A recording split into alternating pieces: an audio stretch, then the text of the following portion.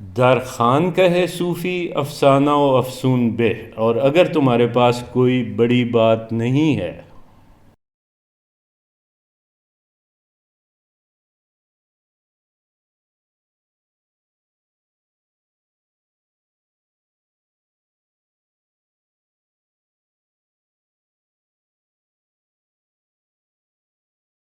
بسم اللہ الرحمن الرحیم قل هو اللہ احد اللہ الصمد لم یلد ولم یولد ولم یکن لہ کفوا احد صدق اللہ العظیم۔ میں بلا تاخیر ڈاکٹر شعیب صاحب سے درخواست کروں گا کہ آپ تشریف لائیے۔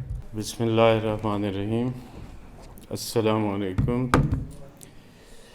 میں معذرت خواہ ہوں، میں کوئی لیٹ ہو گیا۔ آج کل لاہور میں ٹریفک کے متعلق کوئی کیلکولیشنز کرنا کافی مشکل کام ہے، سو اس وجہ سے میں دیر سے پہنچا آپ کے پاس۔ زبور عجم آپ لوگ پڑھ رہے ہیں، پروفیسر ڈاکٹر معین نظامی صاحب نے آپ کے ساتھ زبور عجم کے مرکزی خیال کے بارے میں اور اس کے بارے میں جو بھی معلومات ممکن ہو سکتی تھیں وہ آپ کے ساتھ شیئر کیں۔ شکر ہے انہوں نے ایسا کر دیا، کیونکہ یہ وہی کر سکتے ہیں۔ 1 گھنٹے میں کسی بھی کتاب کے موضوع کو سمیٹنا انہی کا کام ہے، انہوں نے کر دیا۔ اب ہمارا کام ہے کہ ہم ایک ایک غزل لے کے آپ کو پڑھاتے جائیں۔ البتہ چند گزارشات ہیں جو ٹیکسٹ پڑھنے سے پہلے بہت ضروری سمجھتا ہوں۔ وہ یہ ہے کہ غزل سے پہلے قصیدہ اور مثنوی لکھی جا رہی تھی، اردو ادب میں بھی اور فارسی ادب میں بھی۔ قصیدے کی ایک شاخ آپ سمجھ لیں یا قصیدے کا بچہ سمجھ لیں۔ قصیدے کے وہ اشعار جو ابتدائی اشعار ہوتے تھے، جنہیں تشبیب کہتے تھے، وہ بعد میں غزل کی شکل اختیار کر گئے۔ مثنوی بھی لکھی جا رہی تھی، اور مثنوی میں ایسے ایسے باکمال شاہکار تخلیق پا چکے تھے کہ شاعری اپنے اعتبار سے فن عروج پہ نظر آ رہی تھی۔ غزل کا اگر ہم جائزہ لیں اقبال سے پہلے، تفصیلی جائزے کی ضرورت نہیں ہے، آپ کے ساتھ ایک آدھ نشست میں پہلے گفتگو ہو چکی ہے، تو غزل بھی ہمارے ہاں کہی جا رہی تھی، البتہ غزل کے مضامین اور غزل کا مزاج یکسر مختلف تھا۔ اقبال سے پہلے نظم میں تو کچھ اور چہرے ہمیں نظر آتے ہیں، جن میں اکبر الہ آبادی خاص طور پہ اقبال کے پیش رووں میں شمار ہوتے ہیں، لیکن موضوعات سے ہٹ کے بھی اگر جائزہ لیا جائے تو ہم یہ کہہ سکتے ہیں کہ غزل شاعری کے ماتھے کا جھومر ہے۔ غزل کسی بھی گلدستے کا سب سے خوبصورت پھول ہے۔ غزل جسمیت سے روحانیت کی طرف آپ کو لے آتی ہے، اور کبھی کبھی جسمیت اور روحانیت کے ملاپ سے کچھ ایسی خوبصورت کیفیات طاری کر دیتی ہے جو اور کوئی صنف سخن کر نہیں سکتی تھی۔ نئی چیز ہمیشہ تبھی وجود میں آتی ہے جب اس کی ضرورت محسوس ہوتی ہے۔ شعراء کو اور سننے والوں کو اس بات کا احساس ہوا کہ کوئی چیز مور دین شاعری ہونی چاہیے، تو میں یہ سمجھتا ہوں ذاتی طور پر کہ یہ شاعری سے اوپر کی چیز ہے۔ یہ بالکل ایسے ہی ہے جیسے کوئی شخص صبح صبح پتیوں اور پھولوں پر پڑی ہوئی شبنم کو چننے بیٹھ جائے۔ اس چننے کے عمل میں آپ شبنم کی اصلیت کو کھو بیٹھتے ہیں۔ غزل کا بنیادی خاصہ یہ ہے کہ وہ آپ کی روح پر اترتی ہے، آپ پر کیفیت بن کے آتی ہے، وہ آپ سے کسی بیرونی مکانی مشاہدے پر مبنی چیز نہیں ہے۔ غزل انر سیلف ہے آپ کا۔ غزل میں وہ چیزیں ہیں جو چھوئی نہیں جا سکتی، جو محسوس کی جا سکتی ہیں۔ غزل سر کی طرح ہے، سر کی تاثیر تو آپ محسوس کر سکتے ہیں، پر سر کو آپ بیان کرنے لگیں تو آپ بیان نہیں کر پائیں گے کہ وہ کیا تھی۔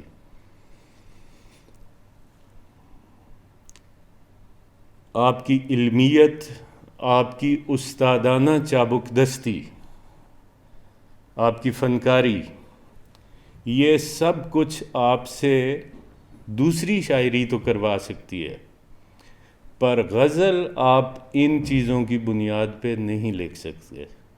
غزل میں کچھ اور بھی درکار ہوتا ہے۔ وہ جو ہے نا کہ غزل میں بندش و الفاظ ہی نہیں کافی، جگر کا خون بھی کچھ چاہیے اثر کے لیے۔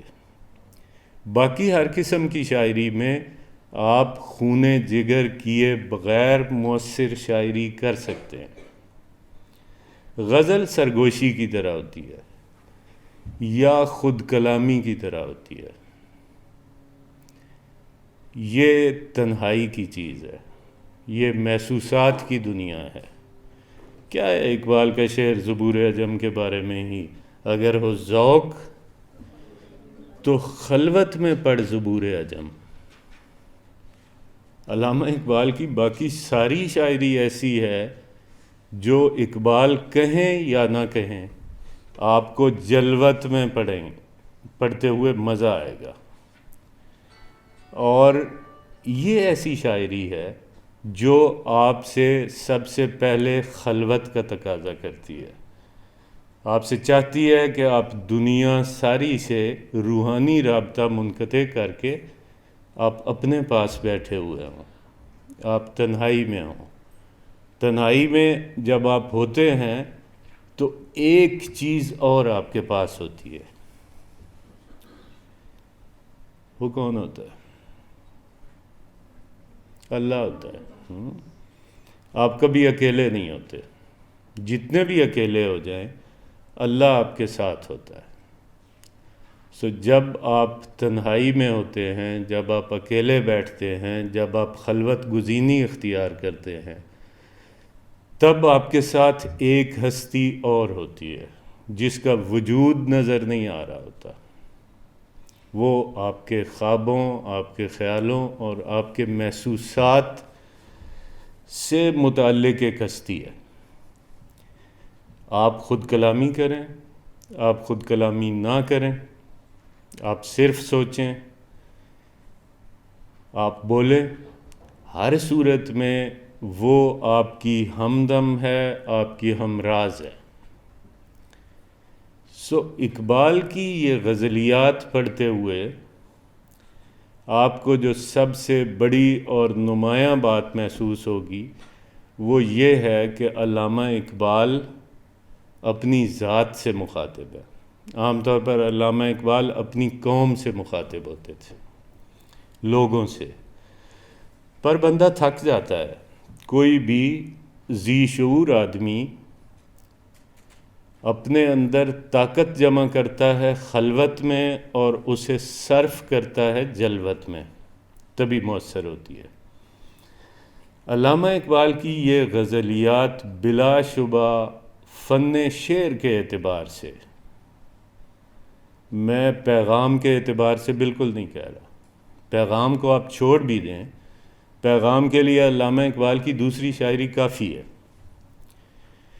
علامہ اقبال کے فن شعری کے اظہار کے لیے اور علامہ اقبال کے اخلاص بیان کے اظہار کے لیے اس سے بہتر نمونے آپ کو کہیں نہیں ملیں گے۔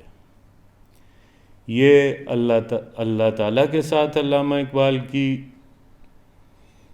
کہ دکھ سکھ کرنے کی کیفیات کو مجسم کرنے کی کوشش کی گئی ہے. اسی لیے میرا ذاتی خیال یہ ہے کہ طالب علمانہ سطح پہ تو اس کا کوئی ترجمہ اور تشریح ممکن ہے، پر کسی بھی غزل کے شعر کو ترجمہ کر کے آپ اس میں سے اس کی روح نکال لیتے ہیں، کیونکہ شعر کی روح ہوتی ہے لطافت. جب آپ ترجمے کے عمل سے گزرتے ہیں تو سب سے پہلے جس بات سے آپ فارغ ہو جاتے ہیں وہ لطافت ہے. اللہ تعالیٰ کا لطیف ترین شاہکار ہے انسان، پر جب کوئی سرجن اس کا آپریشن کرنے لگتا ہے تو اس کے لیے نہ وہ معمول کوئی لطافت کا مظہر ہوتا ہے، نہ وہ عمل کوئی لطافت کا مظہر ہوتا ہے. تو یہ کوئی اچھا کام نہیں کرنے جا رہا میں، کوئی مناسب کام نہیں ہے، پر کرنا پڑے گا کیونکہ ہمیں سمجھنا ہے. اتنا ڈھیر سارا آپ لوگوں نے پڑھ لیا، اقبال کی دیگر تصانیف کا مطالعہ کیا آپ نے، اب اس کے بارے میں ہمیں پڑھنا چاہیے، معلوم ہونا چاہیے. پر یہ بات ذہن میں رکھ لیں، جو کچھ میں بیان کر سکوں گا یا جو کچھ بھی کوئی بیان کر سکے گا غزل کے شعر کی تشریح اور اس کے ترجمے میں، وہ اس شعر کا آدھا ہوگا، کیونکہ محسوسات کی بات ہے. کس درجے پر آ کے انا الحق کہا تھا کہنے والے نے، وہ جس پہ گزرتی ہے اسی کو پتہ ہے. شاعری جس پہ اترتی ہے اسی کو پتہ ہے. اسی طرح جس طرح شاعری اترتی ہے، اسی طرح شاعری کی تفہیم بھی اترتی ہے. وہ اللہ کی طرف سے آپ پہ اترے. این ممکن ہے کہ بعض لوگوں کو اس کا وہ حسن جو میرے پڑھانے میں اور آپ کے پڑھنے میں ہم ضائع کر بیٹھیں گے، اللہ کرے کہ وہ حسن بھی آپ پہ کھلتا جائے. ایک اور بات، شاعری چونکہ غزل خاص طور پر رمز کی اور ایمائیت کی اور علامت کی اور استعارے کی چیز ہے، اس لیے علامہ اقبال کی یہ غزلیں ان عناصر سے بھری ہوئی ہیں. پر اس رمز و علامت کو کھولنا ایک دشوار کام ہوتا ہے. اتنا ضرور میں کہہ سکتا ہوں کہ یہی علامتیں اس سے پہلے ہماری شاعری میں استعمال ہوتی آئی ہیں. بالکل یہی علامتیں، یہی استعارے، یہی تشبیہات، یہی لفظی نظام، تھوڑے بہت رد و بدل کے ساتھ اس سے پہلے بھی ہماری شاعری کا حصہ رہا ہے. پر اقبال بڑا آدمی اسی لیے تھا کہ اس نے لفظوں کا، علامتوں کا، استعاروں کا مفہوم ہی بدل دیا. چنانچہ اب جب وہ چیزیں ہمارے سامنے آتی ہیں تو ان کا مفہوم مختلف ہوتا ہے. نہ اقبال سے پہلے یہ کوئی بندہ کام کر سکا، نہ اقبال کے بعد کوئی کر سکا.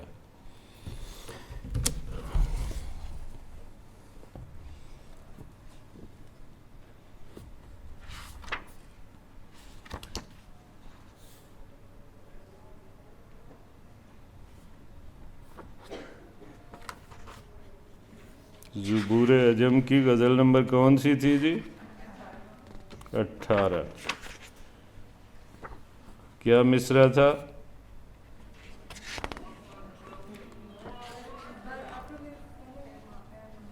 بر عقل فلک پیما.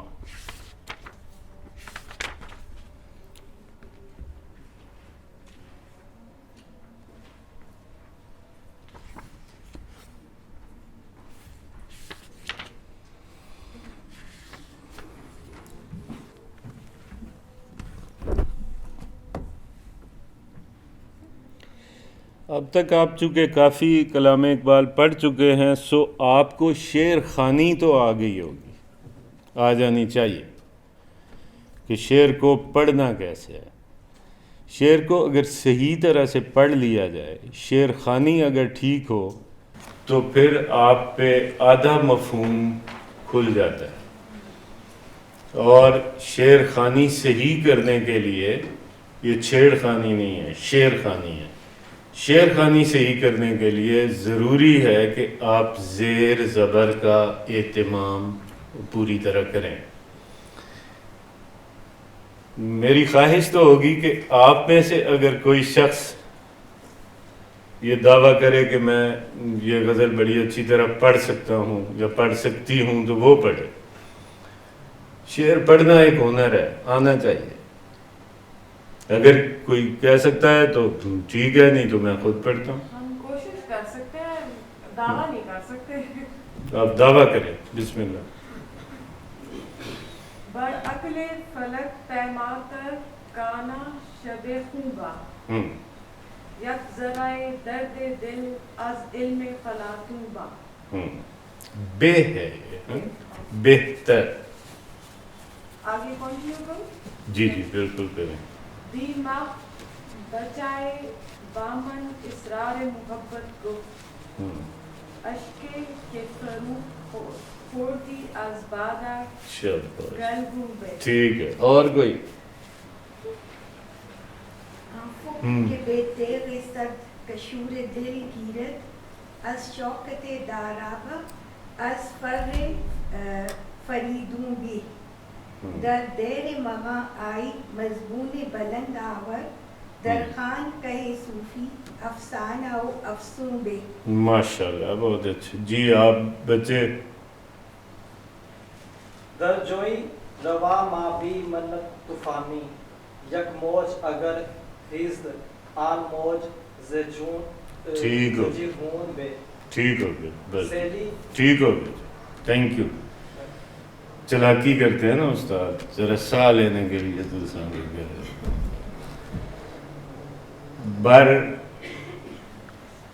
بر عقل فلک پیما، بر عقل فلک پیما، ترکان شبین خون بے۔ شبی خون ہے یہ، شب خون جس کو ہم کہتے ہیں۔ بر عقل فلک پیما، ترکان شبین خو بے، یک ذرہ درد دل از علم فلاطون بے، دی مغبچئی بامن اسرار محبت گفت، اشکی کے فرو خوردی از بادہ گلگون بے۔ عقل فلک پیما، فلک پیما کیا ہوتا ہے؟ آسمان کی پیمائش کرنے والا، گویا آسمان تک جانے والا، آسمان تک رسائی رکھنے والا۔ ترک ایسا لفظ ہے، شاعری میں استعمال ہوتا رہا ہے۔ ترک بچہ بھی استعمال ہوتا ہے، ترک بھی ہوتا ہے۔ اگر آن ترک شیرازی بے دست آرد دل مارا، حافظ نے کہا تھا، اگر آن ترک شیرازی بے دست آرد دل مارا، بے خال ہندوش بخشم سمرکندو بخار آرا۔ اگر وہ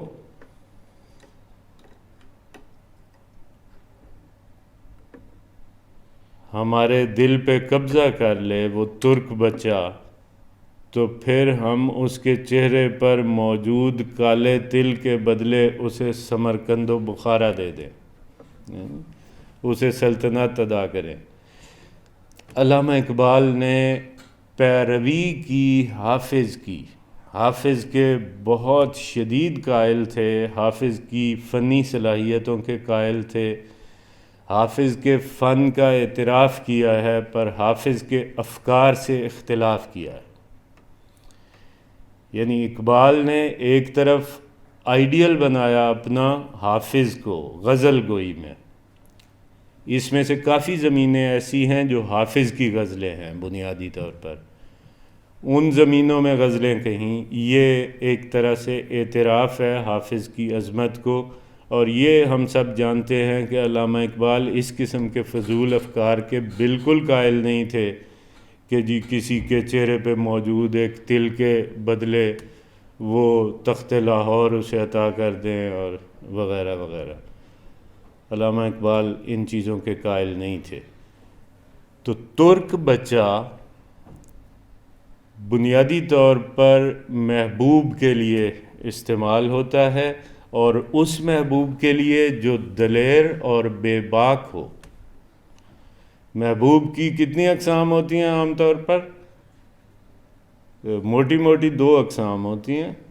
ایک بہت چالاک قسم کا اور خونخوار قسم کا محبوب ہوتا ہے. دوسرا محبوب بہت دلیر ہوتا ہے اور بہت بے باک ہوتا ہے.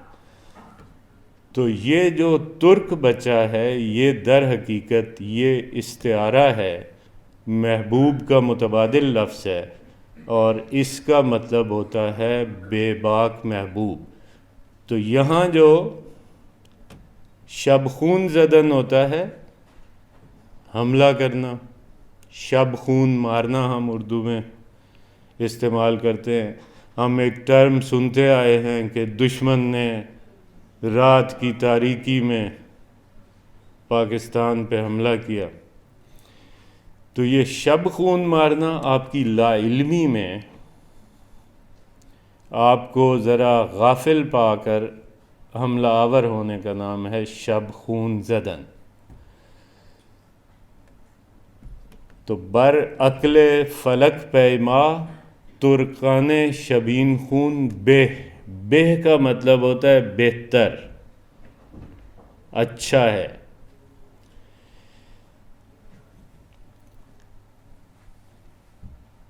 یک ذرہ درد دل از علم فلاطون بہ.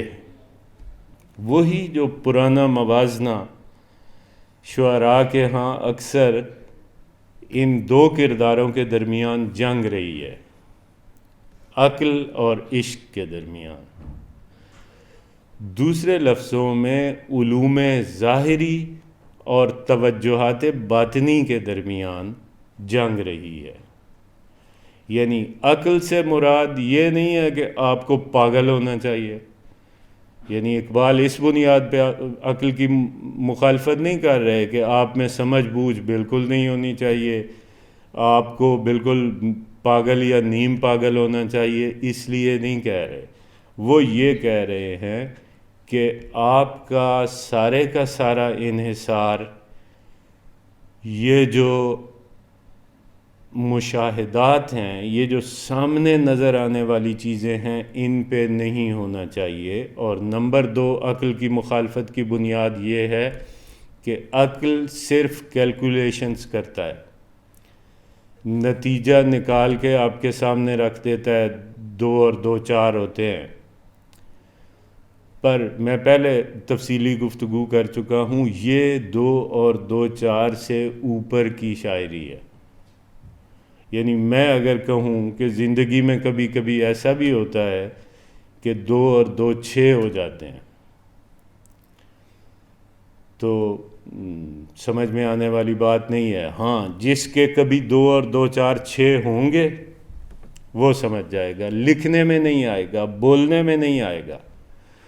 جس طرح انا الحق بولنے میں نہیں آنا چاہیے تھا، بولنے میں آیا، اس کا جو بھی انجام ہوا. لیکن وہ شخص، اس کے 2 اور 2 6 10 12 کچھ بھی ہو رہے تھے جو عام پبلک کے نہیں ہوتے. اس سطح سے اقبال اوپر اٹھانا چاہتے ہیں ہر آدمی کو. جب ہر فرد کو اس سطح سے اوپر لے آئیں گے تو اس کا سیدھا سا مطلب یہ ہوگا کہ علامہ اقبال ایک ایسی قوم بنا رہے ہیں جو عام قوموں سے برتر ہوگی. اور اس کے لیے ضروری ہے بے خطر کود پڑا آتش نمرود میں عشق. عقل ہے محو تماشائے لب بام ابھی. عقل محدود ہے، عشق لا محدود ہے. تو یہ جو ہے بر عقل فلک پیما ترکان شبین خون بہ، یہ جو آسمانوں کی خبریں لانے والی عقل ہے، اچھا ہے کہ کبھی اس پر بے دھیانی میں حملہ کر دیا جائے، یہ بہتر ہے دل کے پاس رہے پاسبان عقل، لیکن کبھی کبھی اسے تنہا بھی چھوڑ دے۔ تو اچھا یہی ہے اقبال کے نزدیک کہ اپنی بلند پرواز عقل پر کبھی بہت دلیری اور جواں مردی کے ساتھ حملہ کر دیا جائے۔ یک ذرۂ درد دل از علم فلاطون بے، درد دل کا ایک ذرہ، تھوڑا سا درد دل، افلاطون کا جو علم ہے وہ استعارے کے طور پہ استعمال ہوا ہے، عقلیات کا قائل تھا، اور یہاں جو درد دل ہے وہ عشق کا قائل ہے۔ تو تھوڑا سا عشق اگر موجود ہو تو وہ بے شمار عقل پہ حاوی ہو سکتا ہے۔ اس لیے یہ اچھا ہے کہ کسی دن جب عقل ذرا سا غافل ہو تو اس پہ بڑی دلیری کے ساتھ حملہ کر دیا جائے۔ دوسرے لفظوں میں کبھی کبھی آپ کو اس دنیا کے بنائے گئے سانچوں اور قاعدے قوانین سے نکل کے بھی، اس سے بالا تر ہو کے بھی دیکھنا چاہیے، کیونکہ عشق آپ کو ان قاعدے قوانین سے بالا تر کر دیتا ہے، اوپر لے جاتا ہے۔ دی مغ بچئی بامن اسرار محبت گفت، دی کا مطلب ہے کل، گزشتہ زمانہ، افسانوی سا رنگ اپنایا ہے، کیونکہ جب آپ واحد متکلم کے طور پہ بات کرتے ہیں اور جب آپ کسی دوسرے کی زبانی بات کرتے ہیں تو وہ کہانی بن جاتی ہے، اس کو آپ خود اون نہیں کر رہے ہوتے، وہ حقیقت سے نکل آتی ہے۔ اور شاعری کا یا لٹریچر کا حسن یہ ہے کہ وہ ایسی کہانیاں بیان کرتا ہے جو ہر دوسرے آدمی کی اپنی کہانی ہوتی ہے، لیکن وہ کہانی کو کلیم نہیں کرتا۔ مغ بچہ، یہ کیا ہوتا ہے؟ ایک لفظ آپ نے سنا ہوگا پیر مغاں، وہ کیا ہوتا ہے؟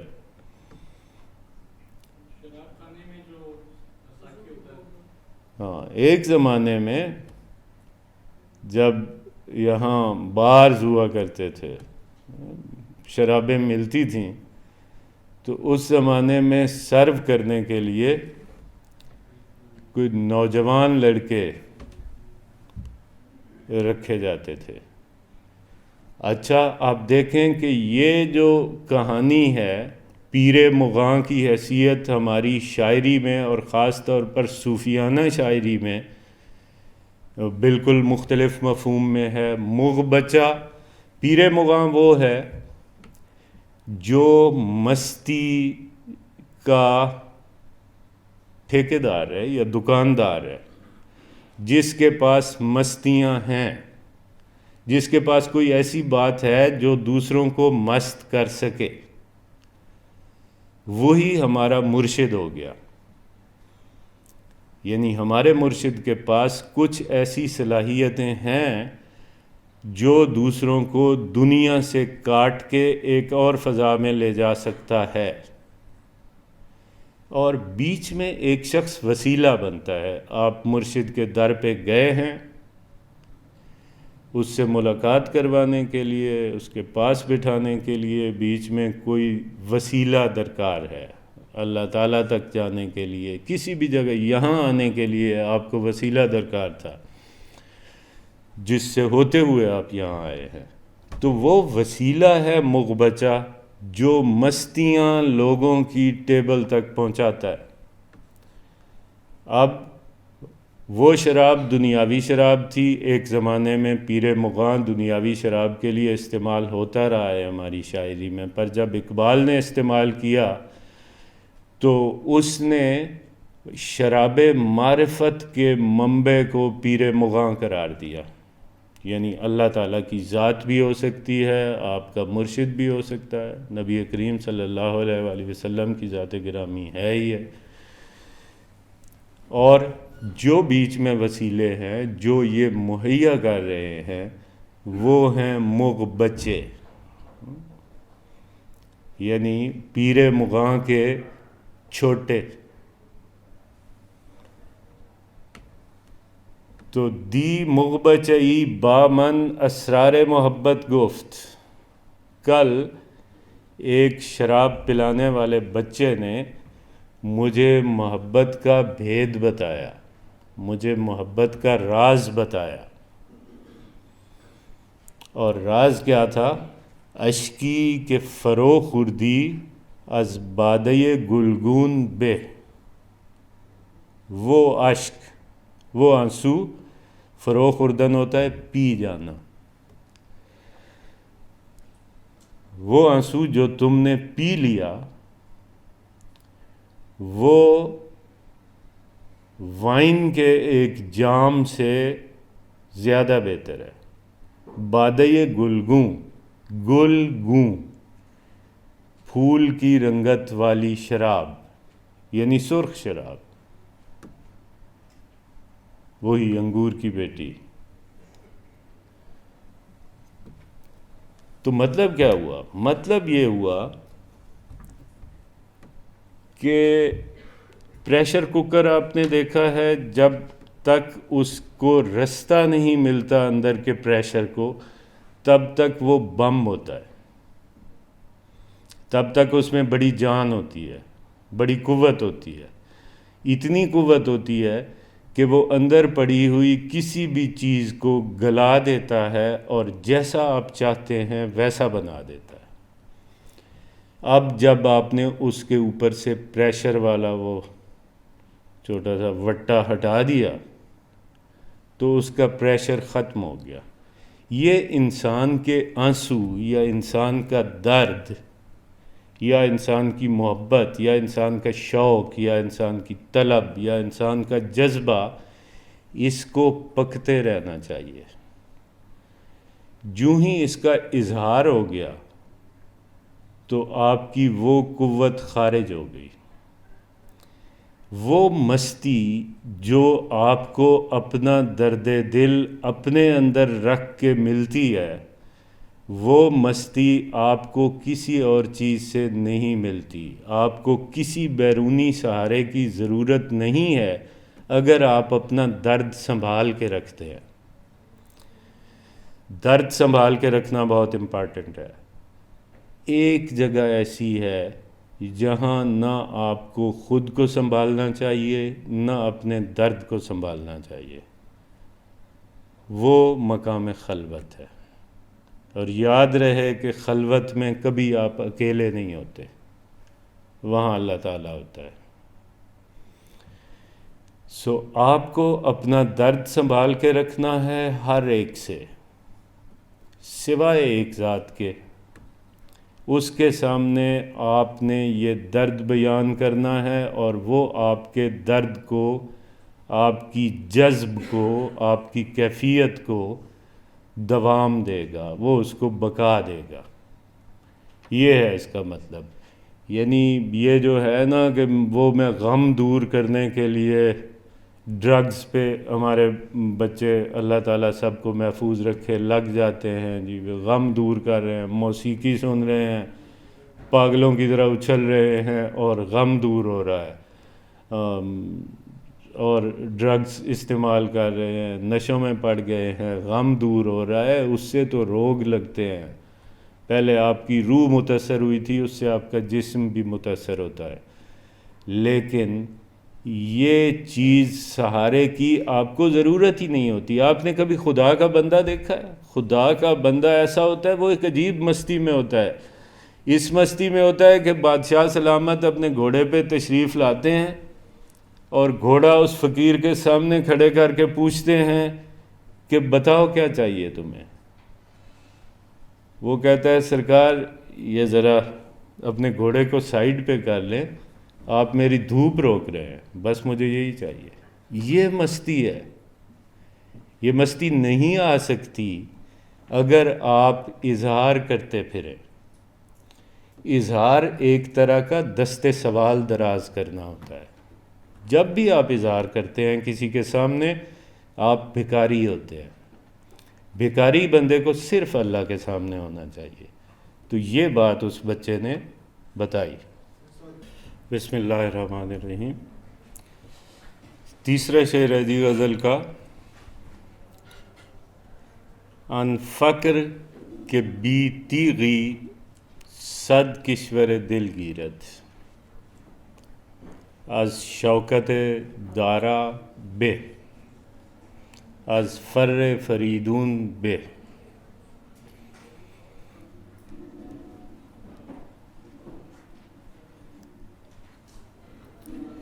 وہ فقر جو بغیر کسی تلوار کے سینکڑوں دلوں کی جاگیریں فتح کر لیتا ہے، از شوکت دارا بے، وہ ایران کے مشہور و معروف بادشاہ دارا کی شان و شوکت سے اور فریدون، یہ بھی ایرانی بادشاہ ہے بہت مشہور، ان دونوں کی شان و شوکت سے زیادہ بہتر ہے.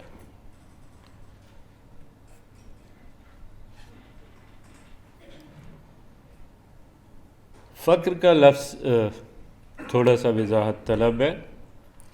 فقر کا مطلب فقیری نہیں ہے، فقر کا مطلب کمزوری نہیں ہے، فقر کا مطلب ناداری نہیں ہے.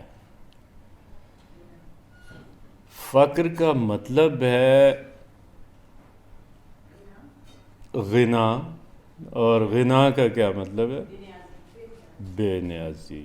یہ بے نیازی کی کیفیت بندے پہ تب پیدا ہوتی ہے جب اس کی ساری نیازیں پوری ہو چکی ہوتی ہیں، جب اس کو کسی چیز کی کمی، کسی چیز کی ضرورت محسوس نہیں ہوتی، تب وہ بے نیاز ہو جاتا ہے.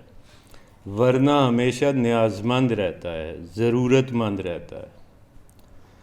تو اقبال نے جو فقیری اور فقر کا لفظ استعمال کیا ہے اپنی شاعری میں اکثر و بیشتر، اس میں ایک تو شعور ہے جو سب سے بنیادی چیز ہے، تیز بینی، دور بینی، آگاہی. یہ فقر کی بنیادی خصوصیات میں سے ایک ہے. اور دوسرا ہے کہ اسے کسی چیز کی، کسی شخص کی ضرورت نہ ہو، وہ بے نیاز ہو چکا ہو. مثال میں نے آپ کو دی ہے پہلے، یعنی بادشاہ اپنے زمانے کا آپ کے سامنے کھڑا ہے اور وہ کہہ رہا ہے کہ آپ کو کیا چاہیے، تو وہ کہتے ہیں کہ مجھے یہ چاہیے کہ میرے حصے کی دھوپ آپ نے روکی ہوئی ہے، یہ چھوڑ دیں. یہ ہے فقر.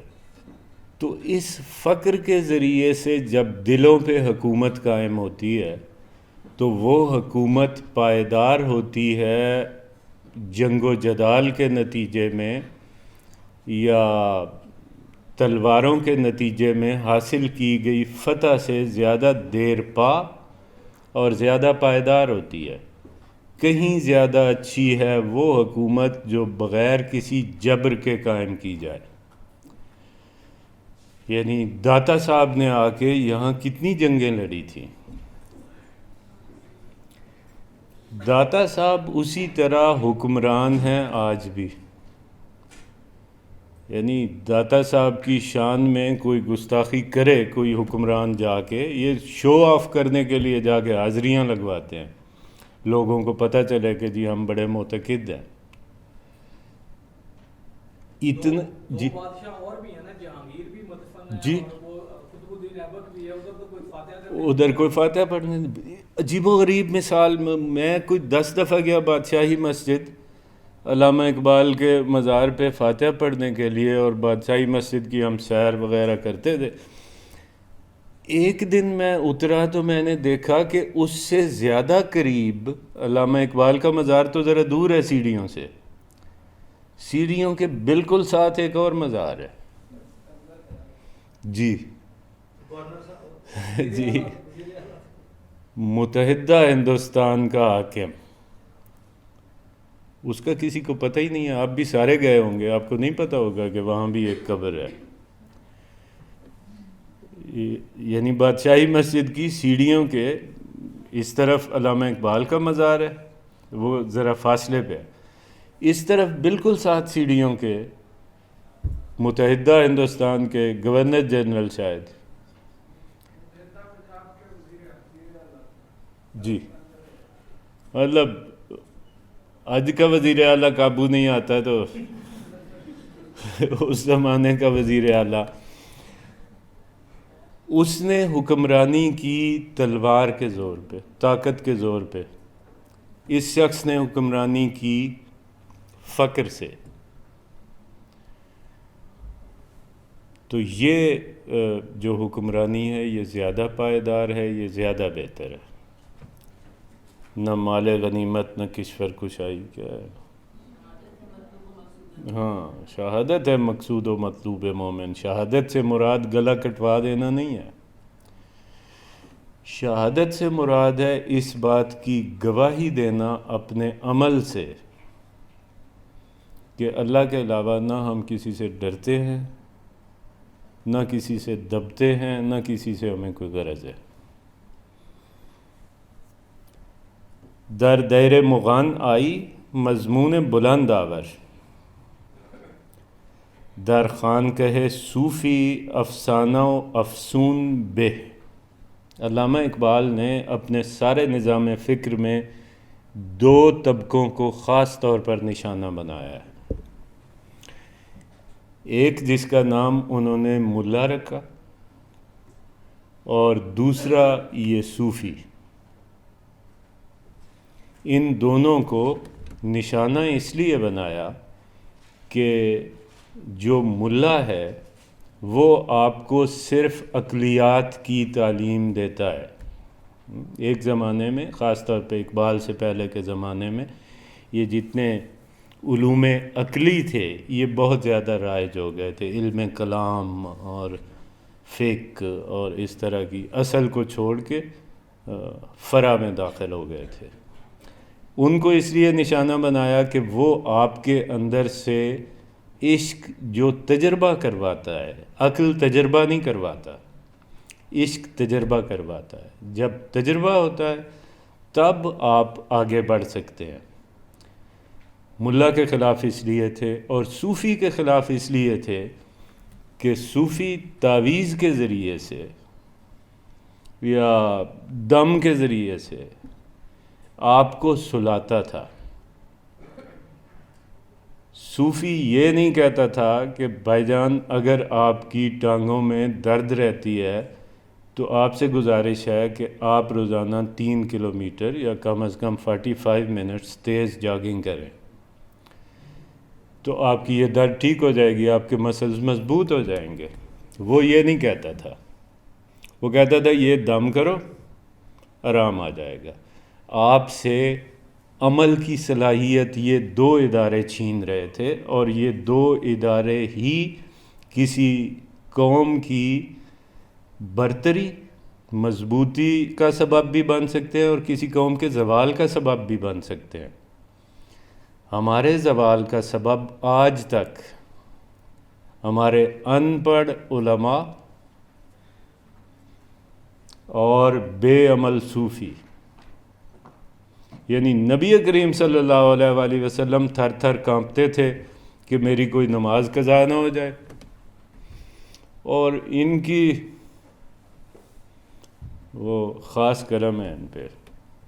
یہ خود تو خود ان کے مریدوں کو بھی بخشوا دیں گے. وہ مرید بخشے جائیں گے، پیر نہیں بخشا جائے گا، میں آپ کو بتا رہا ہوں. در دیر مغان آئی. اب یہاں پھر وہی مغبچہ آ رہا ہے اور وہ مغانہ سسٹم آ رہا ہے جہاں مستیاں تقسیم ہوتی ہیں، جہاں عشق کی بات ہوتی ہے. تو اگر تم عشق والوں کے عبادت خانے میں آ رہے ہو، دیر مغاں، اگر تم عشق والوں کے گروہ میں آ رہے ہو تو مضمون بلند آور، تو کوئی بڑا نعرہ لے کے آؤ، کوئی بڑی بات لے کے آؤ۔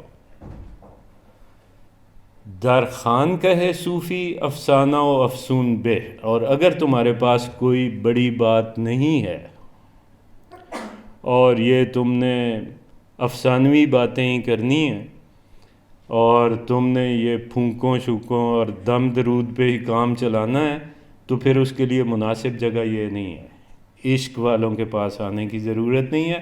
اس کے لیے تم خانقاہ میں جاؤ، ادھر یہ مال تمہارا بک جائے گا۔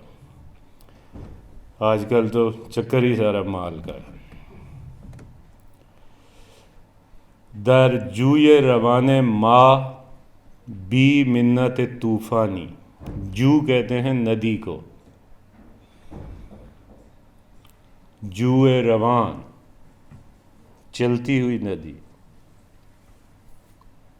ایک ندی ایسی ہے جو مسلسل چلتی رہتی ہے، باقی یہ جو ہماری میدانی ندیاں ہیں یہ خشک بھی ہو جاتی ہیں۔ یہ جو پہاڑی ندیاں ہیں، پہاڑی چشمے ہیں، وہ مسلسل چلتے رہتے ہیں۔ تو جوئے رواں وہی ہے۔ در جوئے روان ماہ بی منت طوفانی، کسی طوفان کے احسان کے بغیر، منت کہتے ہیں احسان کو،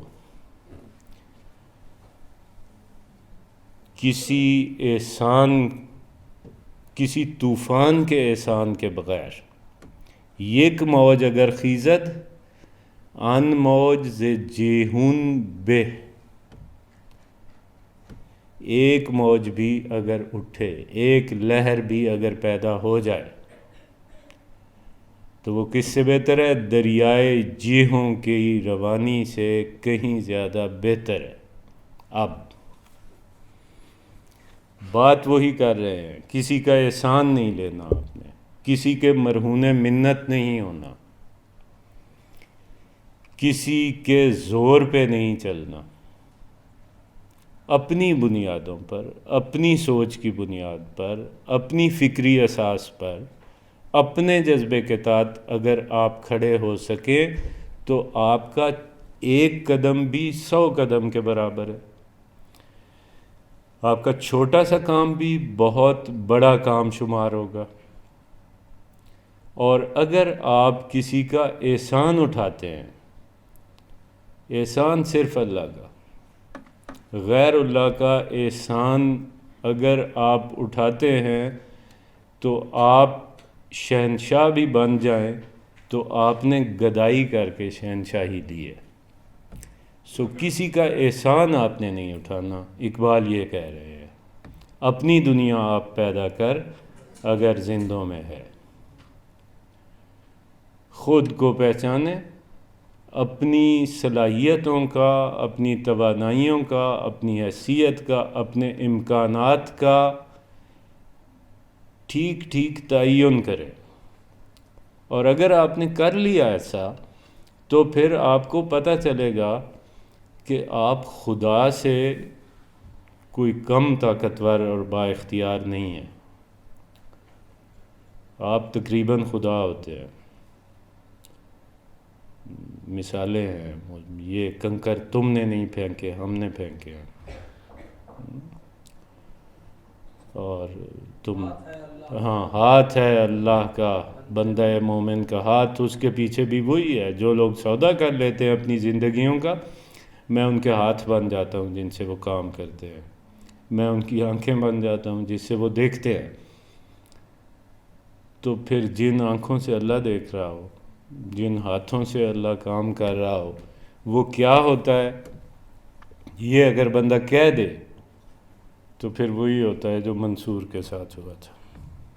سو بہت ساری باتیں کہنے کی نہیں ہوتی، لیکن اقبال آپ کو یہی کروانا چاہتے تھے۔ سبق ملا ہے یہ معراج مصطفیٰ سے مجھے، انہوں نے کوئی کرامت وغیرہ بیان نہیں کی اقبال نے، او میرے نبی کی شان دیکھو، ایسے گئے فلاں ہوا۔ انہوں نے کہا سبق ملا ہے یہ معراج مصطفیٰ سے مجھے کہ عالم بشریت کی زد میں ہے گردوں، بندہ جب اپنی بندگی کے نقطۂ عروج پر پہنچ جاتا ہے، کوئی بھی بندہ جس کو اللہ پہنچا دیتا ہے، وہاں پہنچے تو پھر اس کے لیے یہ پہلا آسمان، دوسرا آسمان، پانچواں آسمان، جبریل شبریل یہ سب پیچھے رہ جاتے ہیں. وہ ان سے سب سے برتر ہو جاتا ہے. فرشتے سے بہتر ہے انسان بننا. اور انسان تب بنا جا سکتا ہے جب آپ اپنی حیثیت کو دیکھیں، پہچانیں کہ آپ کون ہیں اور کیا چیز ہیں آپ. جی ہے نا سر کہ نماز مومن کی معراج ہے، کہ جو کلائمیکس نبی کریم صلی اللہ علیہ وسلم نے جا کے آسمان پہ دیکھا، اللہ سے ملے، وہ ایک عام مومن اگر صحیح طریقے سے خضوع و خشوع کے ساتھ سجدے میں جاتا ہے تو وہ وہی چیز اچیو کرتا ہے. ہاں جی، مطلب ہم کوئی نبی کریم صلی اللہ علیہ وآلہ وسلم کی شان میں گستاخی کا ہم میں سے کوئی تصور نہیں کر سکتا، لیکن اللہ تعالیٰ نے کہا کہ یہ آدمی نبی کریم صلی اللہ علیہ وآلہ وسلم جو مقصد تخلیق تھا اس کو چونکہ یہ پورا کر چکے، اتنا ہی عمل پیرا ہونا ممکن تھا، لہٰذا اب ان کی حیثیت یہ ہے. آپ میں سے کوئی اگر پورا کر سکتا ہے، یہ بہت چھوٹی چھوٹی باتیں ہیں. یہ ایک پھونک مار کے سر درد ٹھیک ہو جاتا ہے. جی مہینے میں 10 نمازیں قضا ہوئی ہوتی ہیں. یعنی اللہ کہتا ہے میری طرف 1 قدم آؤ، میں تمہاری طرف 10 قدم آتا ہوں. آؤ تو صحیح نا.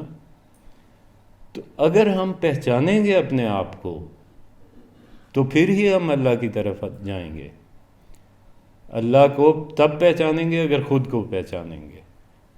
جب اللہ کے علاوہ کوئی عزت دینے والا نہیں ہے، کوئی ذلت دینے والا نہیں ہے، کوئی زندگی موت، کوئی رزق دینے والا نہیں ہے، تو خوشامد کس بات کی، جھوٹ کس بات کا، لالچ کس چیز کی؟ سب اسی نے دینا ہے. احسان کیوں اٹھائیں ہم؟ کسی کا احسان کیوں لیں؟ وہ دے تو میرا اللہ رہا ہے مجھے. اگر عزت دے رہا ہے تو اللہ دے رہا ہے، رزق دے رہا ہے اللہ دے رہا ہے. البتہ کسی نہ کسی کے تھرو دے رہا ہے، اس کی ذمہ داری لگائی ہوئی ہے.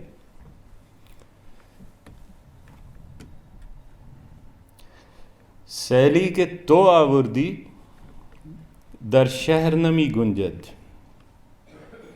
ان خانے بر اندازی در خلوت ہامون بہ. تم جو طوفان لائے ہو،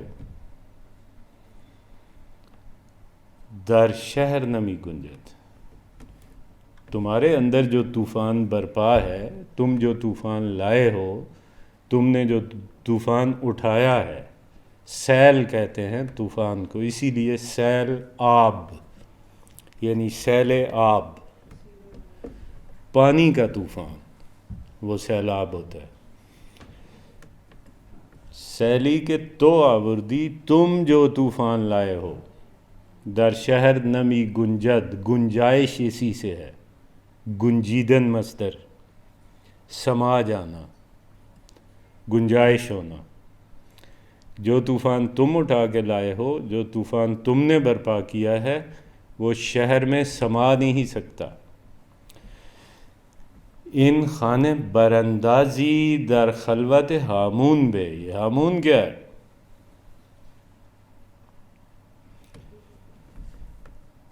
جی جی نہیں، یہ ایک نیم اساطیری کردار ہے. نیم اساطیری کا مطلب ہوتا ہے نیم تاریخی کردار، یعنی جو آدھا اساطیر ہے اور ممکن ہے کہ تاریخی ہو. ہامون نامی ایک شخص جس کے بارے میں یہ مشہور ہے کہ اس نے ساری زندگی گوشہ تنہائی میں گزاری ہے، وہ کسی کے ساتھ ملا نہیں ہے، اور اس تنہائی کے نتیجے میں یا اس میڈیٹیشن کے نتیجے میں وہ بعض امور کو کنٹرول کرتا ہے. تو ان خانے براندازی در خلوت ہامون بے، یہ جو ٹھکانہ بنا لینا، کسی جگہ پہ ٹھہر جانا، خانہ براندازی ہوتا ہے گھر بنا لینا، گھر لگا لینا، خیمہ گاڑ لینا۔ اگر تم نے کسی جگہ قیام کرنا ہے، اقبال کی فکر کا بنیادی ترین عنصر میں سے ایک ہے مسلسل گردش میں رہنا۔ وہ کہتے ہیں جنت میں جا کے اگر آپ پرسکون ہو گئے تو یہ تو بہت تھوڑی قیمت آپ نے وصول کیا۔ آپ جہاں آپ نے اپنی منزل اختیار کر لی، جہاں آپ نے اپنا مقصد حاصل کر لیا اور مطمئن ہو گئے، وہاں آپ فوت ہو گئے۔ اور اقبال یہ سمجھتے ہیں کہ چونکہ خدا ہمیشہ رہنے والا ہے اور خدا باقی ہے، فانی نہیں ہے، اور انسان اگر روحانی طور پر، کیونکہ اللہ نے اپنی سانس اس میں پھونکی تھی قالب میں، اگر انسان روحانی طور پر مضبوط رہے تو اس کو فنا نہیں ہوتی، اور اس کو فنا نہیں ہونی چاہیے۔ سکون فنا کرتا ہے۔ تو یہ ہے کہ اگر تم نے کہیں ٹھکانہ بنانا ہے، اگر تم کہیں رکنا چاہتے ہو تو پھر ہامون جیسے کسی کردار کے پیچھے لگ جاؤ، ورنہ جو طوفان تمہارے اندر برپا ہے، جو جذبہ تمہارے اندر ہے، وہ تو ایک کائنات کے بعد دوسری کائنات، دوسری کائنات کے بعد تیسری کائنات، وہ تو کہیں تھمنے والا نہیں ہے۔ یہاں شہر استعارہ ہے دنیا کا، تو وہ جو جذبہ تمہارے اندر موجود ہے وہ اس کائنات میں سما نہیں سکتا۔ اور اگر تم نے یہ کائنات حاصل کر کے، یہ دنیا حاصل کر کے مطمئن ہو کے بیٹھ جانا ہے تو پھر تمہارا اور ہامون کا بھی ایک جیسا ہی حساب ہے۔ تم میرے مطلوبہ آدمی نہیں ہو۔ اقبال غزل خان را کافر نہ توان گفتن، سودا به دماغش زد از مدرسه بیرون به۔ غزل کہنے والے اقبال کو کافر نہیں کہا جا سکتا۔ سودا به دماغش زد، البتہ اس کے دماغ میں کوئی ایسی بات آ گئی ہے، اس کے دماغ میں کوئی ایسی دھن سما گئی ہے کہ اسے مدرسوں سے یا روایتی قسم کی تعلیم سے دور ہی رہنا چاہیے۔ اس شعر کے اندر بھی ایک تلمیح ہے، تلمیح خفی اس کو کہتے ہیں، چھپی ہوئی ہلکی تلمیح ہے۔ وہ ہے منصور حلاج کے بارے میں۔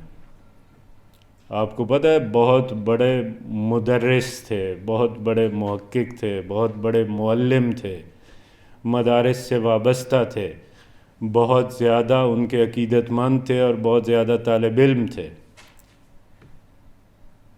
اسی سسٹم نے ان کو کافر قرار دیا۔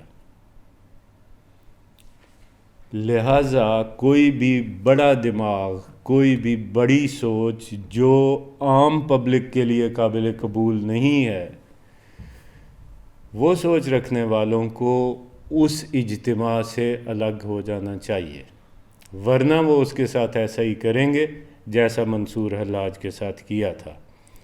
یعنی مسلمان کے پاس کسی کو ٹھکانے لگانے کے لیے اس سے بڑا کوئی ہتھیار نہیں ہے کہ کافر قرار دے دو، گستاخ رسول قرار دے دو اپنی ذاتی دشمنیوں کی بنا پر۔ تو اس سسٹم میں رہتے ہوئے اقبال کے دماغ میں ایک بات ایسی ہے، وہ ایسی کر رہا ہے، وہ یہ کہہ رہا ہے کہ جی جنت مجھے قبول نہیں کرنی، یہ جنت میں رہنا تو چھوٹے لوگوں کا کام ہے۔ اب یہ ساری وہ باتیں ہیں جو قابل گرفت ہیں، شکوہ جواب شکوہ میں جو کچھ کہا وہ قابل گرفت ہے، اور لوگوں نے کہا ان کو کافر۔ تو یہ ایک طرح کا طنز ہے اس معاشرے پر۔ کہا جا رہا ہے کہ بھائی آپ کی وہ سطح ہی نہیں ہے، لہٰذا مجھے آپ سے کنارہ کشی اختیار کرنی چاہیے، ورنہ آپ مجھے کافر کہہ دیں گے۔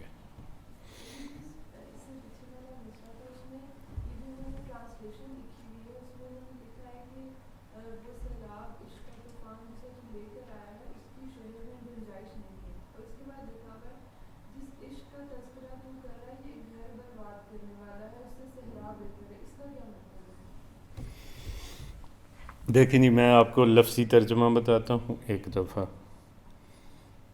وہ یہ ہے غزل پڑھنے والے اقبال کو کافر نہ توان گفتن کافر نہیں کہا جا سکتا. سودا بے دماغش زد اس کے دماغ میں ایک ایسا سودا سمایا ہوا ہے, ایک ایسی دھن لگی ہوئی ہے اس کے دماغ میں کہ اس جیسے آدمی کو مدرسے سے باہر ہونا چاہیے. یہ ہے ترجمہ.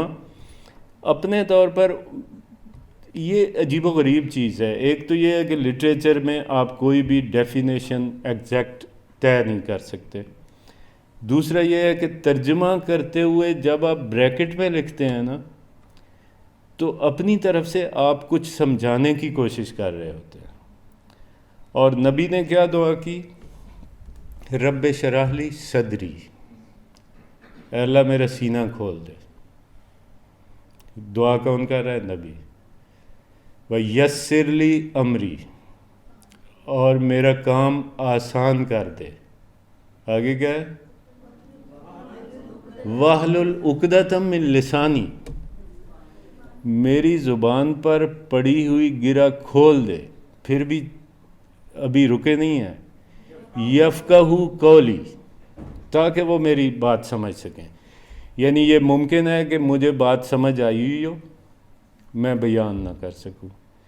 یہ ممکن ہے کہ مجھے بات سمجھ آئی ہوئی ہو میری زبان پہ گرہ کوئی ایسی ڈلی ہوئی ہو کہ میں ابلاغ نہ کر سکوں. اس سے اگلا خطرناک سٹیپ یہ ہے, خطرناک بات یہ ہے کہ میں سارا کچھ بیان کر دوں اور اگلے لوگ میری بات نہ سمجھ سکیں. سو یہ سارا کچھ اللہ تعالیٰ کی طرف سے ہے. اس آدمی نے جو بھی کتاب آپ کے پاس ہے اس نے جو لکھا اپنے طور پہ اس نے سمجھا اور سمجھانے کی کوشش کی. ممکن ہے کہ اس کا ابلاغ صحیح نہیں ہو سکا یا جو بھی ہے.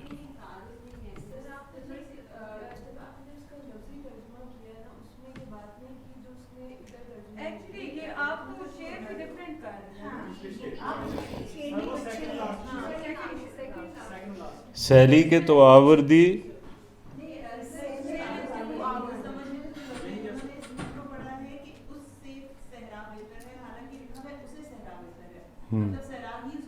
ہاں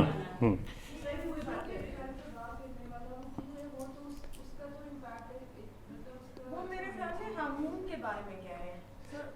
یہ جو ہے نا یہ شعر ہے سیلی کے تو آوردی, اس کا ترجمہ ہاں ان خانے براندازی. اچھا برانداختن ٹھیک ہے, مجھے بات سمجھ آ گئی کہ کیا ہے. انداختن یا اس کے ساتھ پہلے برانداختن لگا دیں تو اس کا مطلب ہوتا ہے قیام کرنا, ٹھکانہ بنانا یا ٹھکانہ اٹھانا.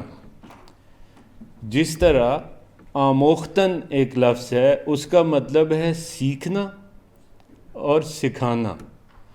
تو انہوں نے اس کو لیا ہے گھر اٹھانے کے مفہوم میں,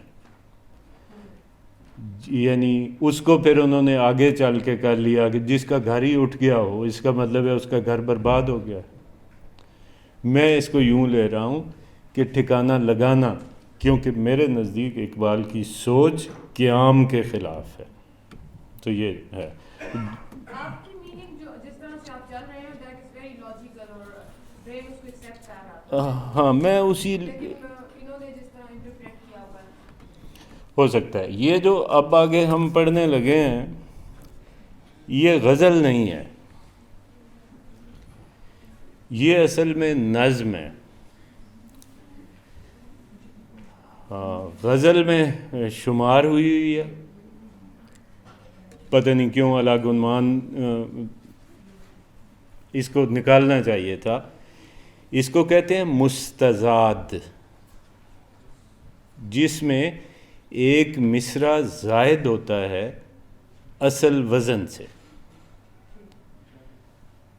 اب آپ اس کو دیکھیں تو آپ کو پتہ چلے گا، یعنی یا مسلمان را مد فرمان کے جان بر کف بنے، یا درن فرسود پیکر تازے جانی آفرین. اب یہ شعر مکمل ہو گیا. ایک ٹوٹا آگے لگایا ہے، یا چنان کن یا چنین. یہ ہے زائد، ٹھیک، جو بنیادی بحر ہے، جو بنیادی سانچہ ہے شاعری کا غزل کی فارم میں، وہ 2 مصروں پہ مشتمل ہے. ایک شعر مکمل ہو جاتا ہے.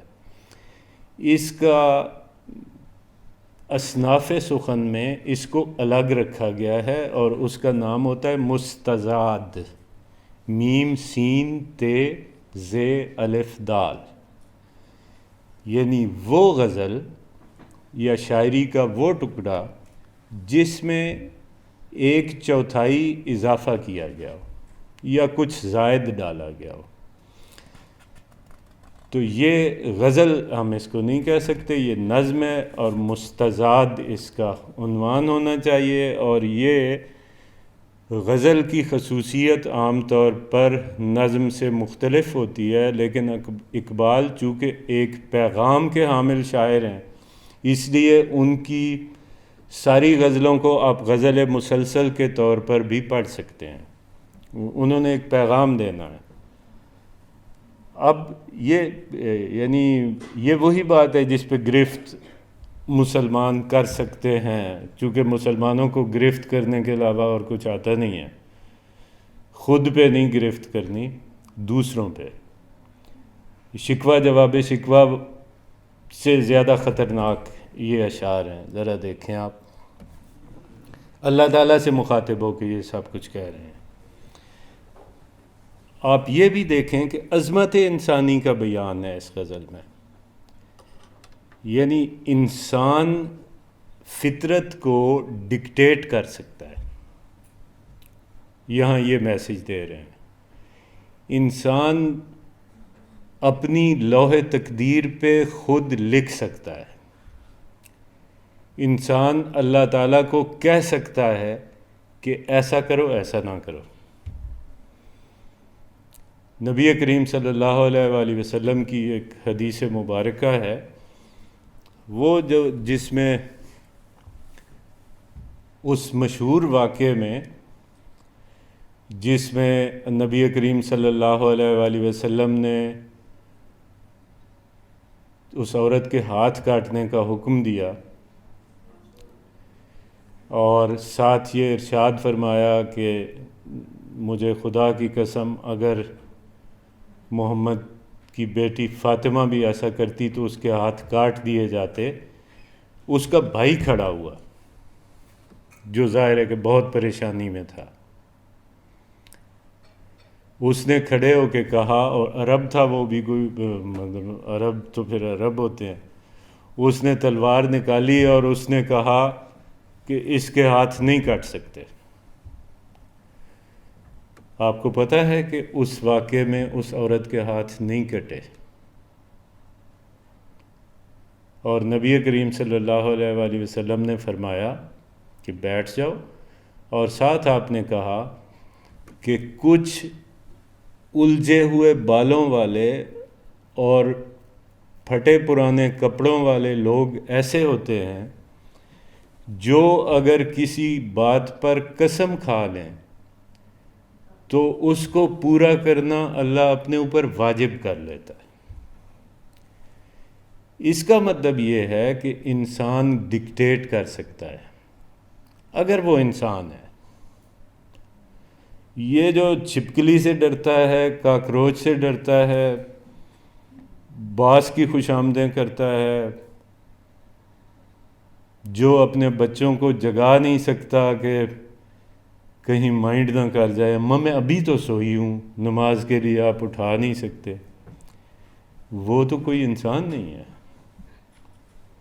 اگر وہ انسان ہے تو وہ اللہ تعالیٰ سے اپنی مرضی کے کام ہر وقت کروا سکتا ہے. چنانچہ اقبال ایک انسان کامل کے روپ میں کھڑے ہو کر اللہ تعالیٰ کے مختلف کاموں پہ اعتراض کر رہے ہیں. ویسے دعا کیا ہوتی ہے؟ میں معذرت چاہتا ہوں. عرضی دینا مطلب آپ کو اس فیصلے سے اختلاف ہے. یہی نا دعا کا، اور کیا مطلب ہے؟ خواہش کیوں؟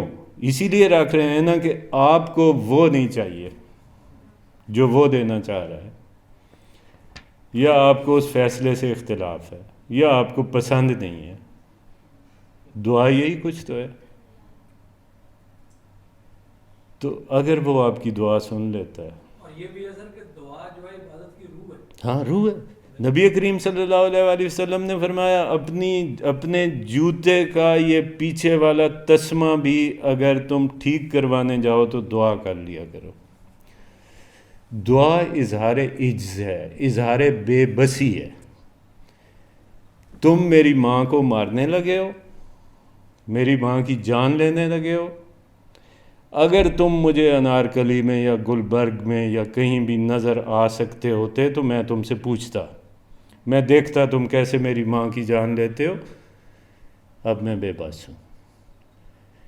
یہ بے بسی اعتراف ہے اللہ تعالیٰ کی عظمت کا. کس کا بھائی خدا نخواستہ، کس کی اولاد، کس کے ماں باپ کو کوئی یہاں سے مارنے لگے، آپ اس کے زندہ چھوڑیں گے؟ اسی لیے بیٹھا ہے اوپر. اور اس کا اعتراف یہی ہے کہ ہم نے ہتھیار پھینک دیے ہیں، ہمارے پاس کوئی چارہ رہ نہیں گیا. اگر رہ گیا ہوتا تو ہم آزماتے، اب ہم تیرے پاس آئے. تو یہ دعا اللہ تعالیٰ کی عظمت کا اعتراف ہے اور اپنے عجز کا اعتراف ہے. اسی لیے بہت محبوب ہے دعا. لیکن میں نے تو ویسے کہا تھا کہ فیصلے یہ جو راضی برضا ہونا ہے نا، یہ بہت اوکھا کام ہے. آپ کی ٹانگ سے کیڑا گر رہا ہو اور آپ اٹھا کے کیڑا واپس رکھ رہے ہو، یہ کوئی سوکھا کام ہے؟ یہ راضی برضا ہے. جو ایسے نہیں ہیں اس کا مطلب ہے وہ راضی نہیں ہے. اور اگر راضی نہیں ہے جا کس کے پاس رہے ہیں؟ اسی کے پاس. اسی کے پاس جائیں تو نہایت پسندیدہ ہے، کسی اور کے پاس جائیں تو کفر کی طرف چلے جائیں گے. بہرحال یہ عظمت انسانی کی دلیل کے طور پر یہ غزل ہم پڑھتے ہیں. اقبال اللہ تعالیٰ سے مخاطب ہو کے کہہ رہا ہے، یا مسلمان را مد فرمان کے جان بر کف بنے. یا تو اے اللہ مسلمانوں کو یہ حکم نہ دو کہ جان ساری کرو. یعنی اللہ تعالیٰ نے مسلمانوں کو یہ حکم دیا ہے کہ اپنی جانیں قربان کرو. اقبال کہہ رہا ہے کہ ٹھیک ہے، لیکن ایک صورت ہونی چاہیے تھی، وہ یہ کہ یا تو آپ کو مسلمانوں کو یہ حکم دینا نہیں چاہیے تھا جان بر کف نہادن، جان ہتھیلی پر رکھنا، ٹھیک؟ تو یا تو مسلمانوں کو یہ حکم نہ دو کہ اپنی جان ہتھیلی پر رکھو، یا درن فرسود پیکر تازے جانی آفرین. اور اگر یہ حکم دینا ناگزیر ہے، اگر یہ ضروری ہے کہ مسلمان بہت دلیر ہو جائے اور اپنی جان ہتھیلی پر رکھ کے باہر نکل آئے، تو در ان فرسودہ پیکر، تو اس گلے سڑے وجود میں تازہ جانی آفرین، نئی روح پھونک دے، نئی جان ڈال اس میں. کمزور آدمی نے کیا دلیر ہونا ہوتا ہے؟ یا اللہ مسلمانوں کو مضبوط کر، مسلمانوں کو توانا بنا، اس کے بعد حکم دے کہ اٹھ کے لڑ جائیں عالم کفر سے. ان بیچاروں نے کیا لڑنا ہے عالم کفر سے، جو تنخواہیں وہاں سے لے کے پوری کرتے ہیں؟ یہ کیسے لڑیں گے؟ تو یا تو لڑنے کا حکم واپس لو، یا پھر ان کو توانائی دو. اور آگے بہت دو ٹوک انداز میں کہا ہے یا چنان کن یا چنین، یا ایسا کر یا ایسا کر، دو میں سے ایک آپشن.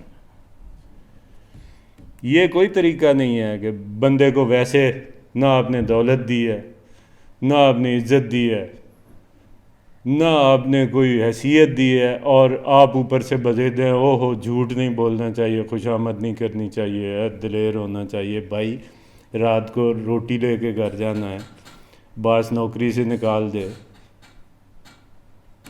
ہم کیوں کمزور ہیں؟ اسی وجہ سے ہم ان ساری برائیوں میں اسی وجہ سے پڑے ہوئے ہیں کہ ہم عدم تحفظ کا شکار ہیں. اللہ تعالیٰ ہمیں مضبوط بنا دے، پھر دیکھے ہم کیا کرتے ہیں.